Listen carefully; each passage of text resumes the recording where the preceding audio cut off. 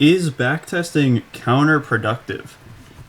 I'm going to do a little bit of a live test that's going to last a week. I backtest every single day, at least 2 hours a day. What I'm going to do is I'm not going to backtest for a whole week and gauge my performance in the market because there's a few thoughts that I have on backtesting that could be contradictory to becoming more consistent.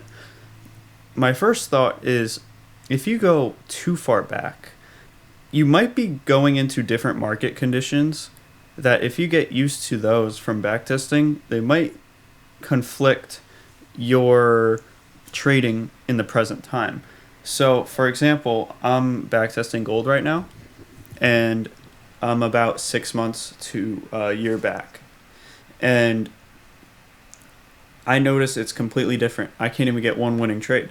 But when I backtest like recent, like last month before, I am pretty consistent, 50% win rate, and I always do very well with at least a 2R, which is like the minimum.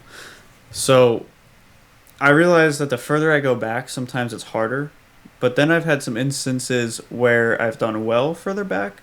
So that's one thing. The second thing is I feel like backtesting so often might be like a brain block. Like looking at the charts so much outside of when you actually trade might actually be counterproductive to you becoming a profitable trader depending on how you operate. So for me, if I have too much load on me, I short circuit.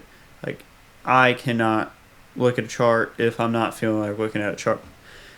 So I don't know if I'm like overdoing it or what's going on, but there's just a few concerns that like backtesting just a lot of people praise it and a lot of people say it's a good studying tool, but maybe in moderation and maybe if you don't go back too much is what I'm getting here. So I'm going to conduct a little bit of a test and I'm not going to backtest at all and see if it actually improves my trading.